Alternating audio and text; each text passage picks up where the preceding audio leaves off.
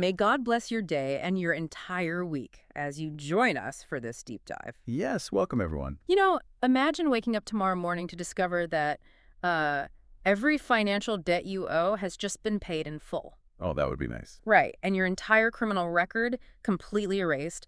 Plus, you've been legally adopted by the most powerful ruler on earth. It sounds like, a total legal fantasy. It really does, but it is actually the precise historical reality mapped out in the text we are exploring today. Yeah, we are diving into a really profound theological commentary on chapter 8 of the book of Romans. Written by the Apostle Paul in the 1st century. And our mission for you today is to explore how this single ancient text maps out a complete transformation of the human condition. It really is a complete transformation. It is. We're starting from a place of, well, no condemnation and ending with this ultimate promise of no separation. Which is a remarkable journey. And the text itself is a remarkable piece of literature, largely because it provides absolute emotional whiplash. Oh, total whiplash. I found the shift incredibly jarring when I was reading the source material. Right, because if you look at the text just prior to this, in Romans chapter 7, the writer is submerged in the lowest depths of human despair. He literally cries out like, "Wretched man that I am." Exactly. It is a visceral, agonizing realization of human limitation. The writer recognizes his own profound failure to live up to a moral standard. But then you turn the page to chapter 8 and the landscape completely changes. It ascends to the highest possible exaltation of freedom and victory. You just don't usually see a writer go from total despair to absolute triumph in the span of a single sentence. What is the mechanism behind that sudden pivot? Well, according to the commentary, the mechanism is the introduction of a completely new power source. The scholar A. Skevington Wood famously calls this 8th chapter the Pentecost of Romans. Pentecost of Romans, that's a strong title. It is, and the reasoning there is fascinating when you look at the raw data of the text. In all of chapter 7, where the writer is despairing, the Holy Spirit is mentioned only one single time. And even then, it's indirect, right? Right, very indirect. Right. But here in chapter 8, the Holy Spirit takes center stage and is explicitly mentioned 17 times. Wow, 17, that's a huge jump. It is. The entire focus shifts from the frailty of human effort to the intervention of divine power. Which sets up the very first and easily most famous declaration of this text. The verse says, "There is therefore now no condemnation." Such a powerful phrase. It really is. And we hear that word condemnation thrown around in modern culture all the time, usually meaning, judgment or criticism. Yeah, just general disapproval. Right. But the commentary places it in a very specific ancient legal framework. And it all revolves around this concept of the law. The ancient moral law, yeah. Exactly. And as I was reading through the source material, I couldn't help but think of the ancient law as like a modern MRI machine. An MRI machine. Yeah. That is an interesting lens for this. How does that connect to a 1st century legal code? Well, think about what an MRI actually does. It is a flawless diagnostic tool. Right, it scans you. Yeah, it scans your body, locates the tumor or the fracture, and shows you exactly what is wrong with perfect clarity. But an MRI machine has absolutely zero power to cure the disease. Oh, I see what you mean. You can't ask the scanner to fix the tumor. Exactly. You can't ask the scanner for a cure. And according to the commentary, that is exactly how the text views the ancient moral law. It was the perfect moral MRI. Right. It perfectly diagnosed human sin, but it possessed no power whatsoever to cure the disease it revealed. That is a highly effective way to conceptualize the dilemma. And the commentary points out that the law's inability to save humanity wasn't, a flaw in the law itself. The law was good. The law was good. The problem was that the law demanded absolute perfection, yet it was imposed on an internal human weakness that simply couldn't meet the standard. It diagnosed the tumor, but provided no scalpel. Precisely. So the text claims God intervened by sending his son. And here the commentary highlights how incredibly careful the writer, Paul, was with his vocabulary to avoid some major theological landmines. Oh, yeah. He writes that Jesus came in the likeness of sinful flesh. Yes, likeness is the key word there. I noticed that specific phrasing. The ancient world was a minefield of different philosophies, and it seems like that word likeness was strategically chosen to dodge, two very specific early heresies. It was a brilliant rhetorical maneuver, honestly, Mm. because the ancient world was deeply influenced by Greek philosophy, which Yeah. often taught that the physical body was this dirty, corrupt prison for the pure soul. And that idea eventually evolved into Gnosticism. Right. So if Paul had just written that Jesus came in sinful flesh, he would have validated the Gnostics. He would be implying that Jesus was inherently infected with human corruption and sin. But on the other hand, if he claimed Jesus wasn't flesh at all, he runs into the other extreme. Which was Docetism. Right, Docetism, which taught that Jesus was basically a phantom or like a hologram who only appeared to be human. Exactly. And if Jesus was just a phantom, well, his suffering wasn't real, and the sacrifice means nothing. So by using the phrase likeness of sinful flesh, the text threads the needle. It totally does. Jesus had real, physical human flesh, completely authentic humanity, but entirely without the sinful nature. He entered the quarantine zone, took on the human condition, but never caught the disease. Which brings us back to the legal result for you, the listener. No condemnation. The Greek word used there is katakrima. Katakrima, yes. Yeah. And the scholar F. Bruce provides a vital distinction regarding katakrima. It doesn't merely mean a guilty verdict handed down by a judge. Oh, really? What does it mean then? It specifically refers to the actual punishment or the penal servitude that follows the sentence. Oh, I see. The actual serving of the time in the cell. So if my sentence was 10 years of hard labor, katakrima is the act of swinging the hammer. That is the core idea. For the listener, the application is profound. If you are in this new framework, you are no longer sentenced to penal hard labor. The debt is paid. The law demanded a penalty. That penalty was paid in full by the physical sacrifice of the substitute, and so the penal servitude is officially over. You do not have to keep breaking rocks in the prison yard as if the warden never opened the gate. But wait, if the gate is open and I'm free, I have a major question about the next part of this text. Okay, what's that? Well, the commentary says the listener is freed from the prison of condemnation, but they aren't just released to wander the streets, they are brought into a new family. Right, adoption. Yeah, but right in the middle of talking about this newfound freedom, the text introduces this huge paradox. It says, believers must actively mortify or kill the deeds of the body. Ah, yes. Mortification. If I am completely free and I don't owe my old life or my old warden anything, why is there this violent language of mortification? To a modern ear, that sounds like a return to self-punishment. It does, and it is a really common misconception. The commentary addresses this paradox directly, though. Mortification in the context of this text is not masochism. Okay. It is not asceticism. It's not about starving yourself, sleeping on a stone floor, or punishing your physical body to somehow earn divine favor. So what is it then? Mortification here is simply the active, continuous repudiation of your old habits. To use your prison analogy, you are out of the cell, so you have to actively stop trying to put the handcuffs back on your own wrists. Oh, wow. That makes a lot of sense. Right. And crucially, the text insists this isn't done through sheer willpower. The Spirit provides the actual power to say no to the old life. And the commentary uses a brilliant analogy for how the Spirit provides that power. It points out that the Spirit is not a map seller. I love this analogy. It's so good, because a map seller just, hands you a piece of parchment, points you toward a deadly desert, and wishes you good luck. Exactly. You're on your own. But instead, the text compares the Spirit to a Bedouin guide, a local expert who actually takes the traveler by the hand, walks with them through the deep, dangerous valleys, and personally ensures they survive the elements and reach their destination. It implies an active, intimate journey rather than a solitary struggle. And understanding that guided journey requires us to look at the actual destination, which the text defines as adoption. Right. Entering the new family. Yes.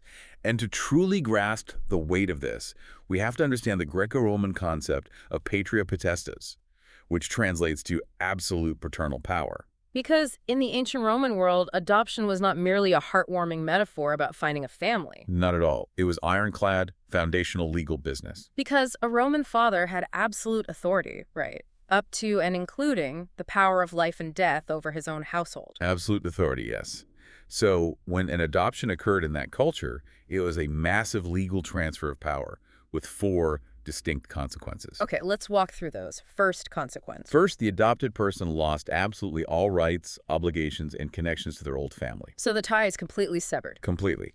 Second, they became a full legitimate heir in the new family, Yeah. possessing equal rights to any biological children. Oh, wow, equal rights. Yes.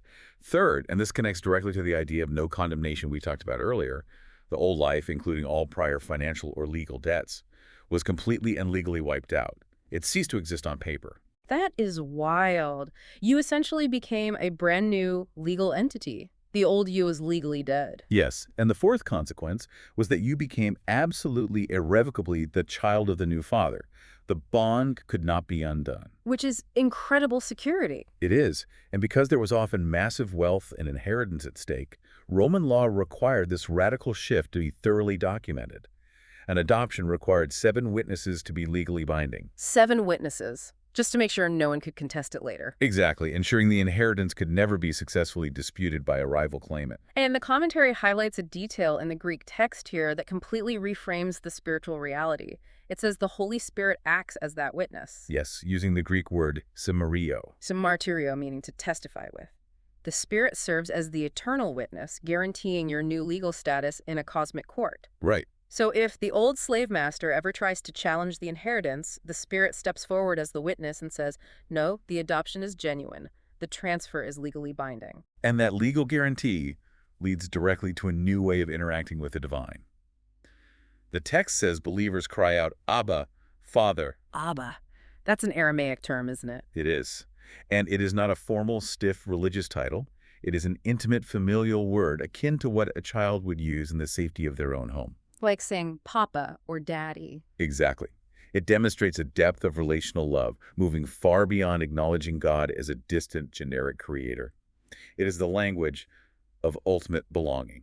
Okay, this all sounds magnificent on paper. I mean, your debts are canceled, you are an heir to a cosmic inheritance, and you have a divine Bedouin guide. It's a great setup. But if I'm the listener, this raises an incredibly practical question. Which is? Well, if this adoption makes us heirs to such immense glory, why is daily life currently so tragic? Why do we still get sick, face economic ruin, experience heartbreak, and suffer? That is the million-dollar question. It is, but the commentary pivots to address this directly, framing our present suffering as a symphony of groans. The text does not offer false, toxic positivity. It tackles human suffering head-on. And what stands out to me is how this commentary's view of human frailty clashes so violently with modern culture. Oh, completely. I mean, if you walk into the self-help section of a bookstore today, the core message is almost always like, you have an innate sleeping giant of power inside you. You just need to awaken your inner strength because you are enough. Yes, the you are enough narrative. Exactly. But this ancient text says the exact opposite. It says we are fundamentally weak, we are frail, we stumble, we have feet of clay, and we actually do not have what it takes inside of ourselves. And the text argues that pretending we are invincible is actually a psychological trap. Oh. Acknowledging our profound fundamental weakness is the absolute prerequisite for receiving true help. That is such a paradigm shift. It is, and this brings us to the symphony of groans you mentioned. The commentary unpacked 3 distinct entities in the universe that are currently groaning under the weight of this brokenness. The first entity is creation itself. So, not angels, not demons, and not even humanity in this specific verse, but the irrational, inanimate, natural world. Right. The physical earth. The rivers, the mountains, the environment itself is groaning. But the commentary makes a fascinating distinction about the nature of this groan. It isn't groaning in the death rattles of despair, as if the earth is just winding down to a dark end. No, it's groaning in the labor pains of childbirth. Which is such a hopeful image, despite the pain. The imagery is incredibly purposeful. The commentary references the ancient prophet Isaiah, specifically chapter 11, which features the famous imagery of the wolf living peacefully with the lamb. Oh, right. Total harmony in nature. Exactly. The argument is that the natural world is currently subjected to decay, but it is waiting to be liberated and fundamentally harmonized. It is pushing toward a new beginning, a restoration of its original design. That really reframes how we look at natural disasters or decay. It's the friction of a world waiting to be remade. Yes, exactly. Now, the second groan comes from the church, or the believers themselves. The text says we groan because we are living in the agonizing tension between the already and the not yet. And the concept of the first fruits is used here. In an agricultural society, the first fruits were the initial harvest that guaranteed the rest of the crop was coming. Like a down payment. Precisely. The text says believers have the first fruits of the Spirit. They possess the legal adoption and the initial presence of the divine, which creates a deep hunger for the full harvest defined here as the final redemption and physical resurrection of the body. It makes me think of signing the closing papers on a house. Okay, how so? Well, you have the keys in your hand and your name is on the deed. The legal reality of ownership is completely yours, but you haven't moved your furniture in yet. Ah, right. You are sleeping on an air mattress in an empty living room. You are feeling the tension of fully owning the home, but not yet fully experiencing the comfort of living in it. We groan because we've tasted the future, but we are still stuck in the present reality of pain. That tension is exactly what the text describes, and it leads directly to the third groan, which focuses on the Holy Spirit. Wait, so the spirit is actually groaning. We usually picture the divine as totally stoic, unbothered, and, floating above human suffering. But this text is saying the spirit is actively agonizing on our behalf. Yes, and the reason given is our profound ignorance. Because we are so weak and our perspective is so limited by our present pain, we don't even know how to pray properly. That's humbling. Very. The commentary uses a striking analogy. Right. We are like children asking a parent for a venomous snake because we mistakenly think it's a fish. We constantly pray for things that might actually destroy us, sincerely believing they are good for us. So because we are essentially praying for our own destruction out of ignorance, the Spirit steps in. Exactly. The text says the Spirit intercedes for us with wordless, inexpressible groans. It is an intense, empathetic intercession happening right within the human heart, translating our ignorant, broken prayers into the perfect will of God. Yeah, and the Dutch theologian Abraham Kuyper is quoted in the commentary here, painting a comprehensive picture of two intercessors. He argues that Jesus is our legal intercessor up in heaven, advocating for us at the cosmic throne. Well, the Holy Spirit is our existential intercessor down on earth. Operating right inside our broken psychology, yes. You have a legal advocate in the sky and a trauma counselor in the soul. That is an incredibly robust support system. It really covers all the bases. It does. And having acknowledged all this present pain, this symphony of groans from nature, from ourselves, and from the Spirit, the text finally moves toward its ultimate resolution. The guarantee of a glorious future. Right, introducing the famous verse, Romans 8:28, which states that all things work together for good. And we really need to clarify this for the listener because this verse is constantly taken out of context to offer cheap comfort. It is frequently misused. The commentary stresses that the text does not claim all events are intrinsically good. A terminal cancer diagnosis is not good. Betrayal by a friend is not good. Systemic injustice is not good. The text isn't asking you to call a tragedy a blessing. No, not at all. Rather, it claims God weaves these disparate events together. Think of it like a complex mosaic. If you hold a single piece of dark, jagged glass up to your eye, representing a trauma in your life, it just looks ugly and painful. Right. But the text claims a master artist is taking every single piece, the dark glass of suffering and the bright glass of joy, and weaving them together to build a very specific masterpiece. And the commentary identifies that masterpiece as the character of Christ being formed in those who love him. And to prove that this mosaic will absolutely be completed without fail, the text outlines what theologians refer to as the golden chain of salvation. The golden chain. Yes. It is a sequence of 5 unbreakable links. And it's vital to understand the causal mechanism here, how one link inevitably pulls the next. Okay, let's go through them. The chain begins with foreknowledge. Foreknowledge, correct. So if I'm understanding this sequence, foreknowledge isn't just God knowing facts about the future, right? It's about knowing a person intimately beforehand. Exactly. In ancient biblical literature, to know implies an intimate, loving relationship. God setting his love on a person beforehand triggers the second link. Predestination. Predestination. Because God loved them, he predetermined their ultimate destination, which is to be conformed to the image of his Son. And if the destination is locked in, that naturally triggers the third link, which is calling. Yes. And the commentary describes this not as a general invitation that you might, lose in the mail, but as an internal, irresistible draw of the Spirit. And that inward calling inevitably leads to the fourth link, justification. This brings us back to the courtroom we discussed earlier. The person who is called is legally justified. The debt is canceled. The sentence of katakrima is removed. And finally, the person who is justified is guaranteed the fifth and final link, glorification. The final rescue. I was looking at the grammar surrounding that final link, glorification, and it is fascinating. Paul uses a specific past tense word in the Greek edoxasin. Ah, yes, doxin. Why would he write about our final glorification, an event that clearly hasn't happened yet in human history, in the past tense? Is he trying to say our future is already locked in? It is a profound grammatical choice, known as the aorist tense, which functions here as a prophetic past tense. A prophetic past tense. Yes. The writer views this future glorification, the final rescue of the believer, as so mathematically, absolutely certain in the mind of God that it can only be spoken of as if it has already occurred. That is mind-bending. The scholar Charles Erdman calls this the boldest anticipation of faith in the entire New Testament. Your future is so secure it is written in the past tense. That completely alters how a person would face adversity. And this builds directly into the rhetorical climax of the entire chapter. Paul steps into a cosmic courtroom and starts firing off unanswerable questions. He really builds to a crescendo here. He does. If God is for us, who can be against us? If he didn't spare his own son, won't he freely give us all things? Who can bring an accusation against God's elect? The judge has already justified you. Right, the case is closed. Exactly. Who condemns? The substitute already died, rose, and is currently interceding for you.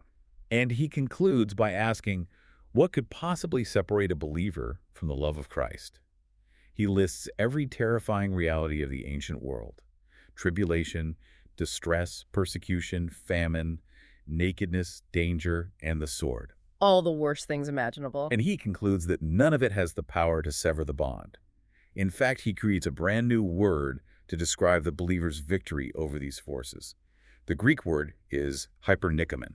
Hypernikamen, meaning we aren't just conquerors. We are hyper-conquerors. We overwhelmingly conquer. I love that. The implication is that obstacles and tragedies don't merely fail to destroy you. They are utterly defeated and repurposed so thoroughly that they end up serving your ultimate good, fueling that mosaic we talked about. You become a hyper-conqueror over every worldly and supernatural obstacle. Let's distill this remarkable journey you've been on today. We started in a cold legal framework where you were facing penal hard labor for a moral debt you couldn't possibly pay. A debt that was canceled by a flawless substitute. Right, but you weren't just let out of the cell to fend for yourself. You were subjected to a radical Roman adoption, brought into a new family with a new father, and given a divine Bedouin guide for the desert of life. And you are surviving the very real, agonizing groans of this present world, because you have two intercessors fighting for you. One in heaven and one in your own heart.